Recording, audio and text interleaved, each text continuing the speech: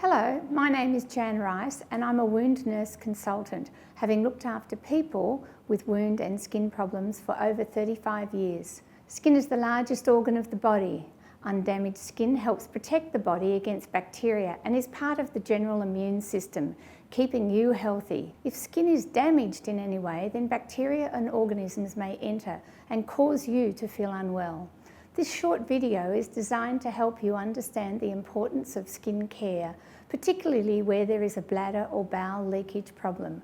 I will also touch on the ways to manage the skin to ensure that it is working to fight infection and keep the person you are caring for as healthy as possible.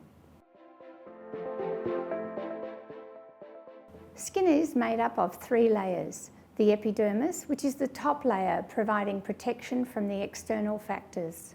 The dermis, which is the second layer containing blood vessels, lymph capillaries, sensory nerve endings, sweat glands and hair follicles. The collagen in this layer provides the skin with its strength and elasticity. The subcutaneous layer, which is the deepest layer, made up of connective tissue and fat. Skin changes are related to a number of factors, and these may include environment, including sun exposure, genetic makeup, nutrition, age and incontinence, which I will focus on for the purpose of this video. The urea and ammonia in urine can affect the pH balance of the skin, causing it to become too alkaline. The water in the urine softens the skin, so the skin is easily burnt. Diarrhea is equally as damaging, as the enzymes have not been absorbed and these also burn the skin. Perspiration can also add to the risk of irritation and painful skin breakdown. The skin areas at greatest risk are around the anus, the back passage, the genitals and between the buttocks and the inner thighs. Damp, warm skin is unfortunately a good place for bacteria and fungal infections and urinary tract infections. Episodes of bladder leakage or fecal incontinence, that is soiling, can cause inflammation of the skin surface, resulting in redness, pain and itchiness, and sometimes swelling or dryness, blisters, flaking. The damaged skin is vulnerable to infection. Aging skin needs careful daily attention. Generally, it's much more open to skin problems and is even more fragile than a baby's skin. This is because of the higher likelihood of medication use, illness, lower fluid intake and poorer nutrition in older age groups. The thinner epidermal layer, that is the top layer of the aging skin, is more prone to damage by friction, that is rubbing and pressure. Also, aging skin is less likely to heal because the cells of the older skin multiply slower, particularly if the diet is poor. Young people can change over their skin cells every 28 days, but for older people this can take 40 days or more. As we age or have some reason for sensitive, fragile skin, the vulnerability to damage occurs easily. Skin must be supple and elastic. Good care involves cleansing gently with a pH-balanced cleanser, preferably not soap, but rather a soap alternative. Liquid soap cleansers are less damaging to the skin than a bar of soap, and the pH of the skin means it is compatible with the acid mantle of the skin, which is part of the protective barrier. When soap is overused, the acid mantle of the skin is removed and exposes the skin to damage.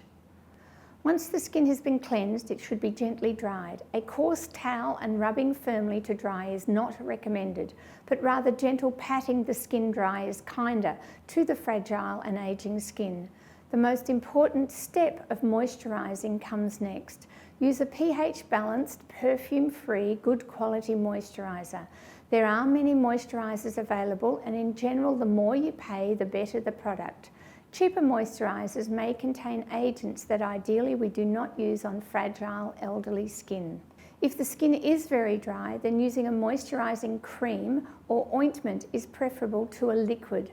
Many companies have removed agents known to cause allergies and irritation to the skin, so a thorough reading of the label is recommended to ensure that what is put on the skin does not contain sodium lauryl sulfate, parabens or balsam of Peru. The pharmacist may be able to offer some advice on products for sensitive skin. Moisturisers should be applied twice daily, and the skin should feel hydrated, soft and supple at all times. As previously mentioned, skin needs to be moisturised and preferably twice daily, but in some cases more regularly.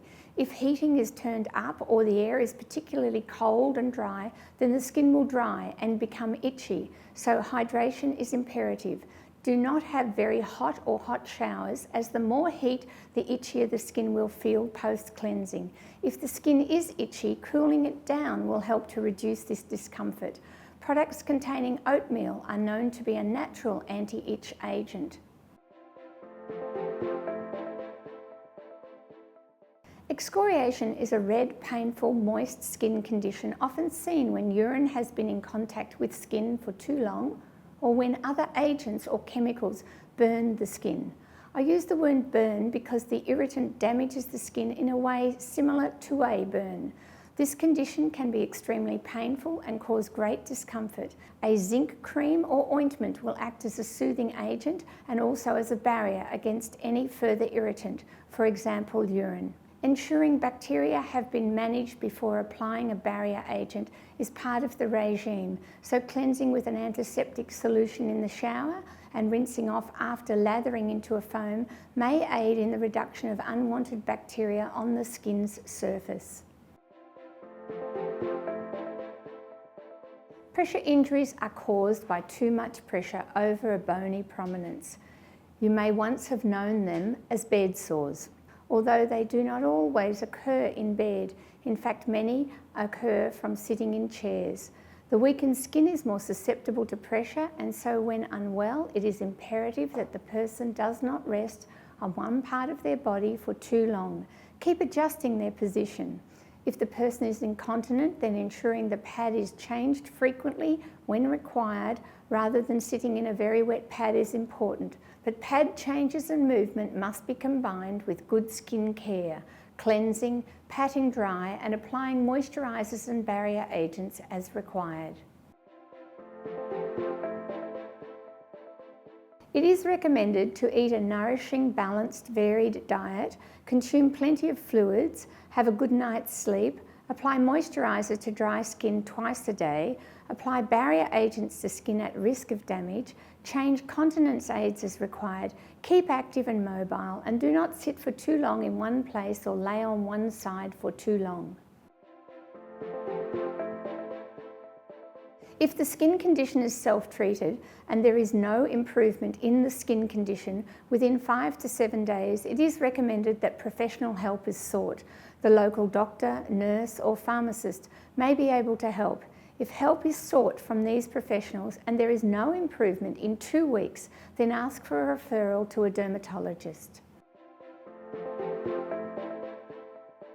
For more information, phone the National Continence Helpline on 1800 33 0066. It's a free confidential phone service staffed by continence nurse advisors, providing information and advice on continence management, funding schemes, continence services, continence products and resources to anyone in Australia. The helpline operates Monday to Friday, 8 AM to 8 PM Australian Eastern Standard Time. Thank you for watching this video.